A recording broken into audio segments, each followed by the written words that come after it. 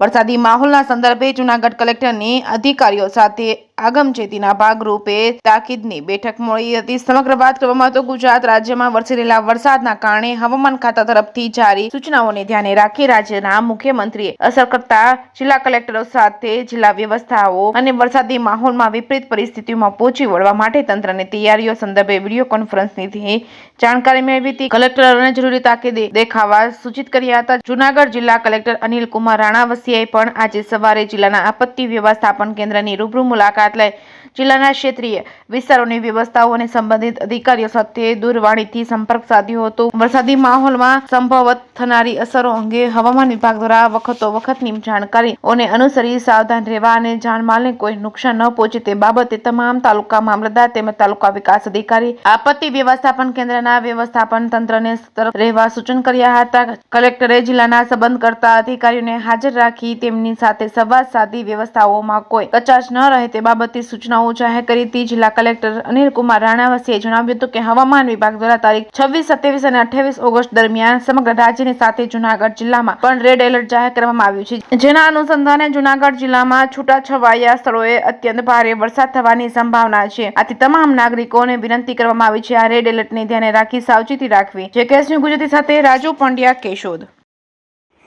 હવામાન વિભાગ દ્વારા 26, 27 અને 28 ઓગસ્ટ દરમિયાન સમગ્ર રાજ્યની સાથે સાથે જૂનાગઢ જિલ્લામાં પણ રેડ એલર્ટ આપવામાં આવ્યું છે. આ રેડ એલર્ટના અનુસંધાને જિલ્લામાં છૂટાછવાયા સ્થળોએ અત્યંત ભારે વરસાદ થઈ શકે છે. આથી જિલ્લાના તમામ નાગરિકોને મારી નમ્ર વિનંતી છે કે આ રેડ એલર્ટને ધ્યાને રાખી સાવચેતી રાખવી અને બિનજરૂરી પ્રવાસ ટાળવા માટે ખાસ વિનંતી છે. જિલ્લામાં અત્યાર સુધીની આ સિઝનમાં 132% જેટલો વરસાદ નોંધાઈ ચૂક્યો છે અને આ વરસાદ જે છે એ સાર્વત્રિક તમામ તાલુકામાં નોંધાયો છે. જિલ્લામાં અત્યારે જોવા જઈએ તો છેલ્લા 48 કલાકમાં વરસાદ નહિવત જેવો ગણી શકાય, પરંતુ હવે જે 3 દિવસ છે એમાં અત્યંત ભારે વરસાદ પડી શકે છે. આને ધ્યાને લઈ અને જિલ્લાનું વહીવટી તંત્ર અત્યારે સચેત છે. જિલ્લાના તમામ સંબંધિત અધિકારીઓ જે હેડક્વાર્ટરમાં રહેવાની સૂચના આપવામાં આવી છે. તમામ કંટ્રોલ રૂમ અમારા એક્ટિવ છે.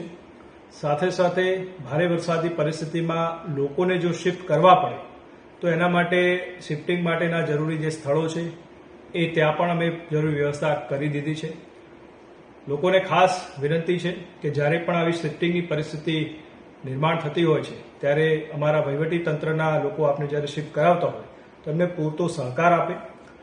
આપ જાણો છો વરસાદમાં ઘણીવાર રસ્તા પરથી પાણી વહેતું હોય છે. રસ્તા જે ઓવરટોપિંગના લીધે અમારે બંધ કરવા પડે છે. આવા સમયે પણ ખાસ લોકોને વિનંતી છે કે બિનજરૂરી આમાં રિસ્ક લેવાનું ટાળો. પોતાની સાથે સાથે આપના બીજા જે મુસાફરો હોય છે એમના પણ જીવ આ કારણે જોખમમાં મુકાઈ શકે જો આપ એ રસ્તો ઓળંગવાનો ટ્રાય કરો તો. એટલે ખાસ વિનંતી છે કે આ પ્રકારના કોઈ પણ રિસ્ક લે નહીં અને સ્થાનિક વહીવટી તંત્રને સહકાર આપે. અને કોઈ પણ એવી પરિસ્થિતિ નિર્માણ થાય કે જે આપણે મદદની જરૂર પડે તો અમારા કંટ્રોલ રૂમ નંબર છે એની પર આપ સંપર્ક કરશો તો અમે ચોક્કસ આપના સુધી પહોંચી અને જરૂરી મદદ કરીશું.